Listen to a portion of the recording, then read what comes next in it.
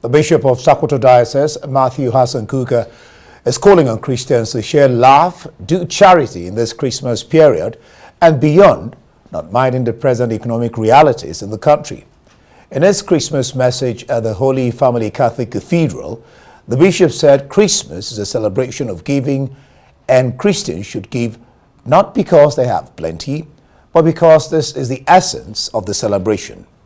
He also sympathized with families of those that lost their lives at the various stampede during food palliative in Ibadan, Okija in Anambra State, and Abuja, saying the development is an indictment on Nigerian authorities. Parishioners at the Christmas Mass admonished Nigerians to celebrate Christmas in joy and happiness and hope God will intervene on the present economic hardship in the country. A society that is dominated by narcissism and self-centeredness, that is, a selfish society, will increasingly become heartless.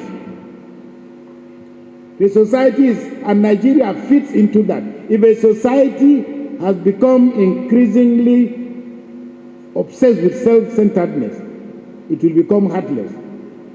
And it will be trapped in the walls of our own making, no longer capable of healthy relationships. My dear brothers and sisters, tonight, Christmas is about relationship. It's about God's relationship with the world.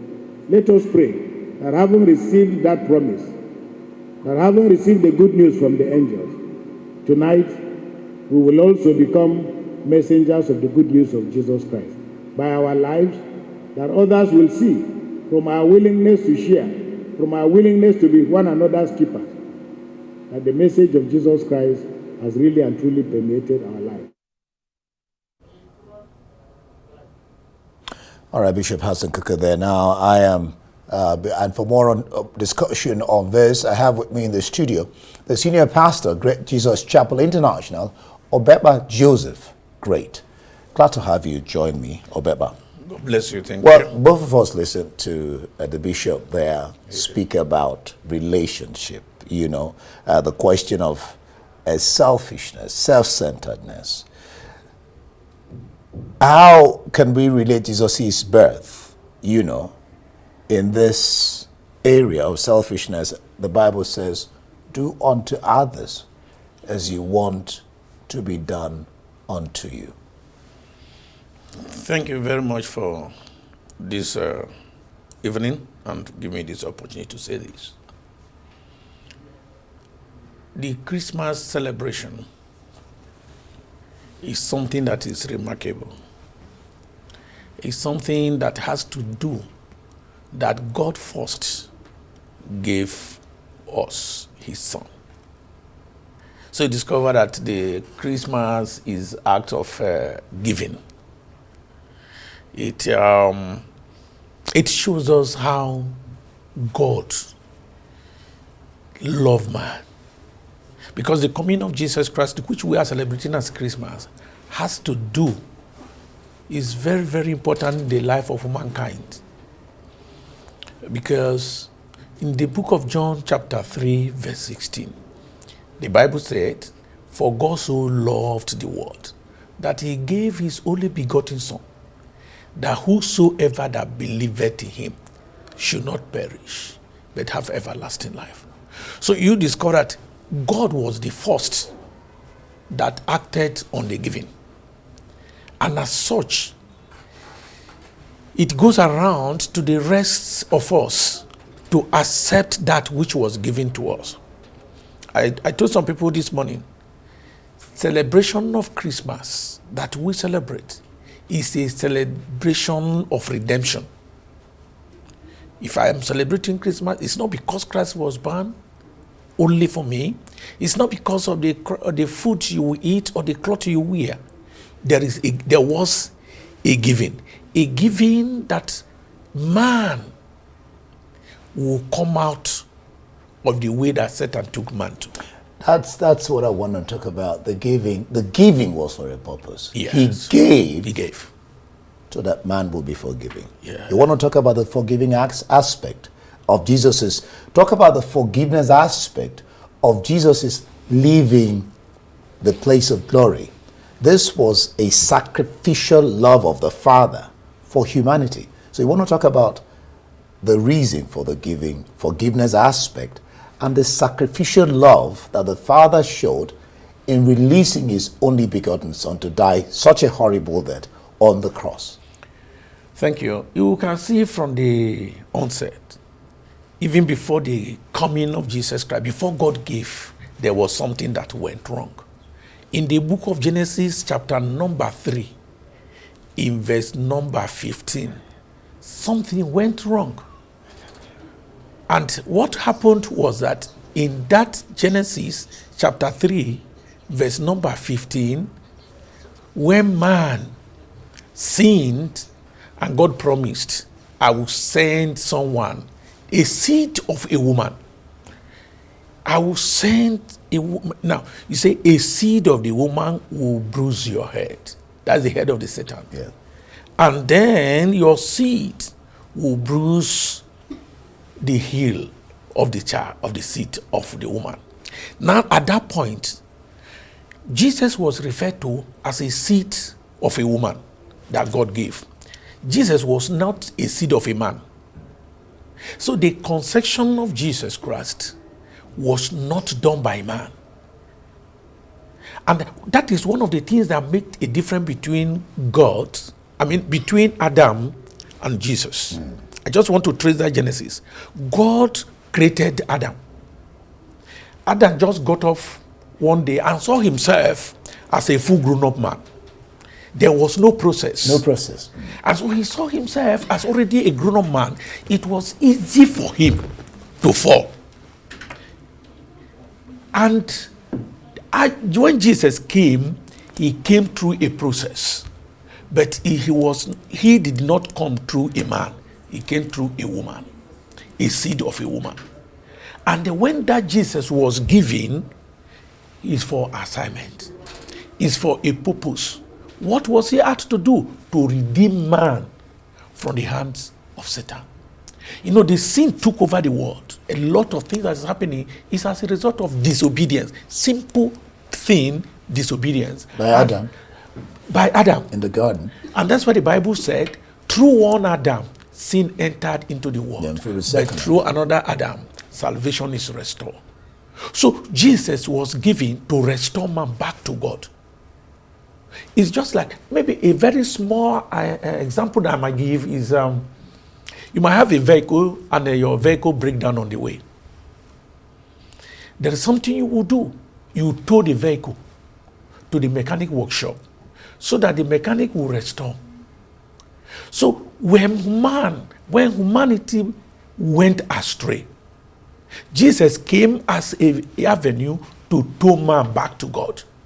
And when man returned back to God, when a man accepts that gift to return back to God, God will fix man, restoring man back to his original position.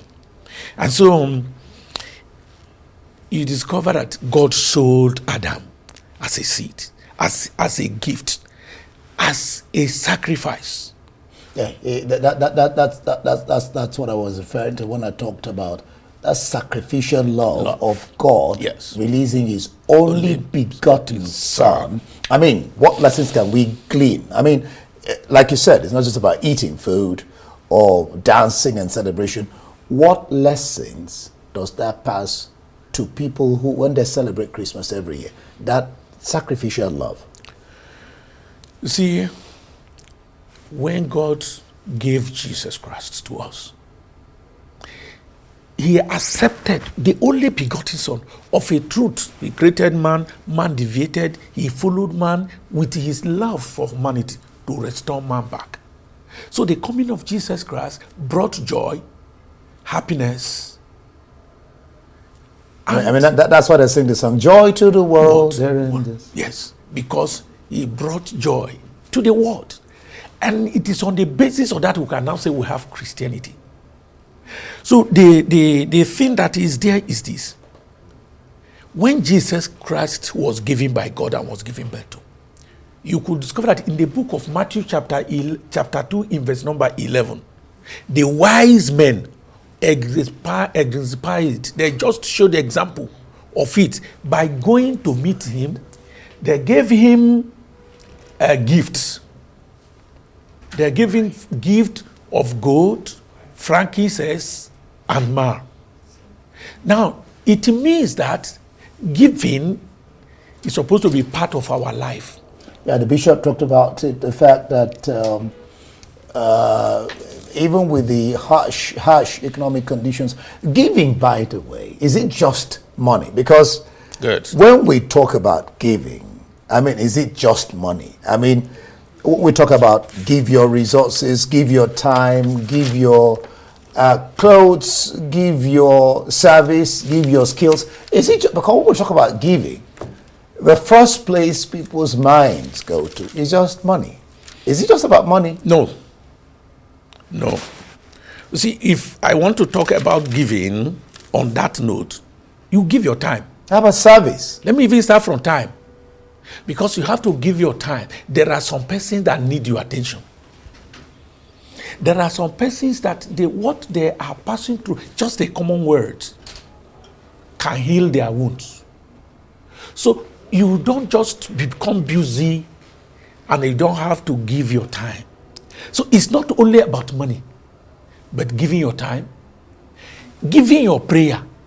Pray for the nations, pray for your leaders, pray for the people that have the need.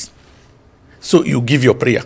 I mean, 67 people died in the Okija, Anambra State Palliative, Ibadan, Basharu School, and then of course in Abuja here, where they were going to get food. And the bishop is laying the blame at the foot of the authorities, while the president laid the blame at the foot of the organizers. So at this time, like you were talking about prayer for those who nobody lost is their ready lives. to accept the blame.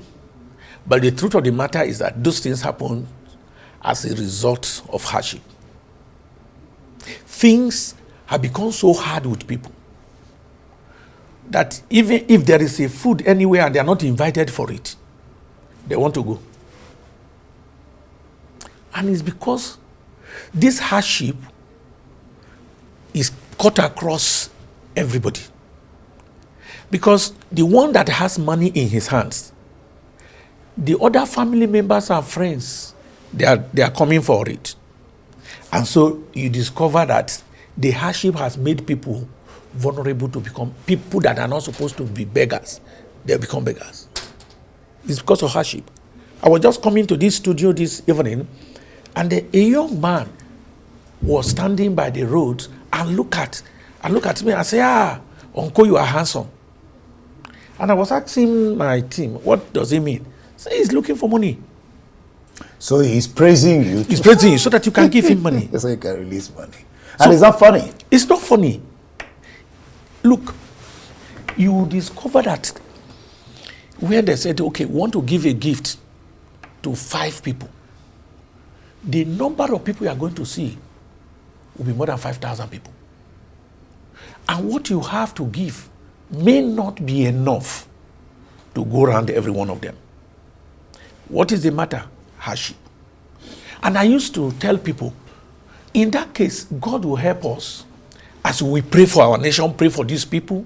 As I talk about giving, also I give my prayers, but let us also teach people not to give them fish, teach them how to catch fish. Teach people how to fish and not to give them fish. Now let's talk about, you talked about purpose. I mean, it said that when purpose is not understood, abuse becomes inevitable. Purpose across the board. Okay, let me talk about 2 things. Okay. Jesus is coming. Service. Someone said service is the rent each and every one of us must pay for the space we occupy here on earth. And then you talk about leadership. He talked about selfishness, being self-centered. So what lessons can we learn during this period, pass across to people concerning having a reorientation about service and leadership? I mean, when you talk about leadership, you talk about the fact that Jesus came he told his disciples that, look, you should not lord it over people. A leader should be the servant of all. Right. You see, the giving, or the service of a leader. If I want to speak on that, I will tell you that a leader is supposed to give his service.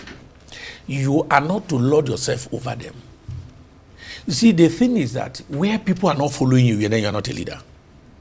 Where you cajole people to follow you, when they go back, they will say a different thing from what they say in your presence.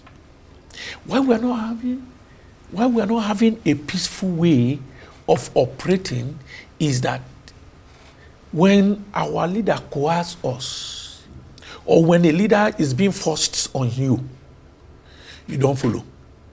But one thing I think is that if you are a leader, all you need to do is that let the people that follow you understand where you are going. And have them in mind. You are to serve them. You are to serve them. You see, sometimes this Christmas period, you will see that some people, what they actually do is they go home. Some of our politicians, they go home for Christmas. And what they do is to look for some persons and give them some few change and give them some rice to go and eat. And when they finish it, 1 day, 2 days, it's finished. They go back to square one. How much of help have you helped them? If you go to your village, even if it is, okay, I am from this village, let me help the village. You help your village people. Institute 1 or 2 things that can give them money. Get them busy. That can give them food to eat. Even some of these people that goes to cause problem here and there, if they have something doing, if they are busy, they won't do that. Encourage farmers. Encourage farmers. Give them what they need. So it's part of giving. So share what you have. And do you know what is, let me explain one thing to us here. That when you give, you that gives, you receive more blessings than even the person that receives from you. He said it's more blessed to give than to receive. It is more blessed to give than to receive. So when you give, you receive back. And then when you give, you are telling God that you are grateful. You know, giving is act of worship. It is. Because you are telling God that, look, I appreciate what you have done for me. I mean, the first person who saw it is Abraham's case. God said, go and give your only begotten son. Good. Go and give his only son Only after son. 25 years. Only son. Yeah. Go and give him as an offering to me. A child that Abraham had waited for 25 good years. And at that time, he was an old man. Because Isaac came when Abraham was 100 years. So at that time, Abraham was 125 years. And that's the child he said, go and give. But eventually, he didn't give the child. To him, the child had already been sacrificed. Yeah. But God made a provision. And I tell you, God can always make a provision for those who actually know God to give. Good. Let's delve into, I mean, he was born, he is known as the Lord of Lords. I mean, the Son of God, the owner and creator of the entire universe, of all the places that he was given birth to. It was in a manger where you have cattle, where you have sheep smelling. He wasn't born in one fantastic hospital. He didn't get the treatment that president's sons will get. He was born in a manger. What does that speak to in this season about humility? Thank you. You see, I was just trying to mention about the birth of Jesus. He was born not even to a very family that is rich. Now, when Adam came as a big man, it was easy for him to fall. But Jesus came from a humble background.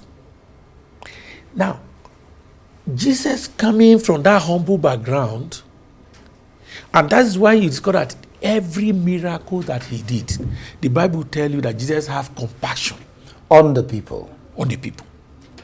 Everyone that comes to him, he was having compassion on them. Why? Because he came from a humble background. It beat my imagination that some politicians today will tell you that they came from a humble background. But when they get there, it's a different thing they will do. They don't remember where they're coming from. It is when some of them... Some people will also tell you that some pastors as well do that. Yes. They tend to forget where that was why, I mean, God in the scriptures told David, don't forget where I took you from. I took you from tending sheep in the bush. Good. So you will remember where you're coming from. And if you're looking at that, David came from that background. Jesus came from that background. They never forget the people that they were working with. Some men of God today, they don't remember where they are coming from. And even in the church where they are, in the place of worship where they are, there are some people there that have a need. But they couldn't help them out. It may not be very easy to help everybody. Yeah. But you can raise some. You can raise some. Because you know that the background you came from, God have raised you for a purpose.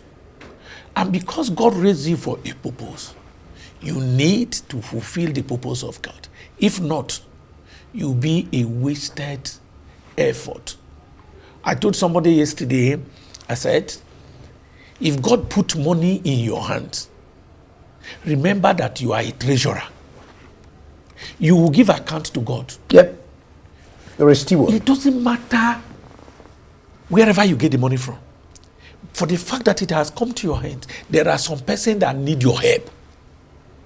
And that's why I said, give your resources out to help others. Who are in need. Who are in need.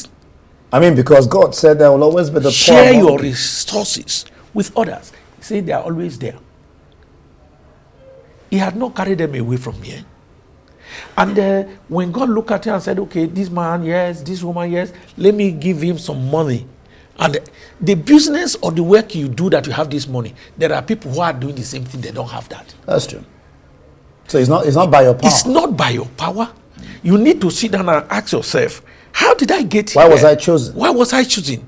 Because God have chosen you as a treasurer. There is a group that if you have a treasurer who misappropriates the fund,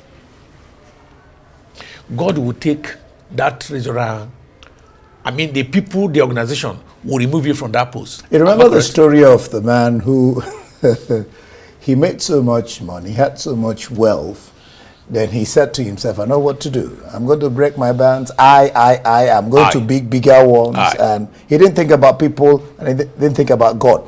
Now, before we're rounding up, what do you say to those? I'm aware, I hope that you're aware too, who say he didn't resurrect. This is about resurrection, about Jesus is coming. Not so, it's not, let me leave that out. What do you say to people who say that Jesus was not born today, that this actually is a pagan festival? So they don't celebrate Christmas. They don't believe in Christmas. But they go to church, but they don't accept the fact that on the 25th of December, Jesus was born, and so Christmas should be celebrated. What do you tell? What's your sense of that? What do you tell those people? You see, the attachment of the celebration of Christmas, we must get it right. You might choose, the truth of the matter is that Jesus was born one day. He was born. He was born. He was born. So even if it was not on the 25th of December that he was born, but he was born one day. And for the fact that he was born one day, we celebrate his birth. And like I told you from the beginning, the celebration of the birth of Jesus is not because I'm going to eat very good food, I'm going to wear clothes, I'm going to move around. No. It's because a day came that my Redeemer was born. A day came that God gave to forgive, to redeem man. A man to redeem me back, to take me back to him, to reconcile me back to him. So there must be a day. So the argument that it was not on the 25th, and you go, the theologians, they have many things. Some will tell you October, some will tell you September, they will give you, some say February, and they give all of that. But one thing I told myself, and I want Christians to know, that there is a day that Christ. I mean, some people even leave their birthdays and celebrate it afterwards, not on that particular day. Not on particular day. All right, we'll have to leave it here. Interesting discussion. Senior Pastor, Great Jesus Chapel International, Betma Joseph Great, thank you for being here on Arise News, Arise Prime Time. Well, that's it for this abridged edition of Arise Prime Time. Do join us again tomorrow from me and the entire team here in Abuja. Goodbye, and thank you for watching.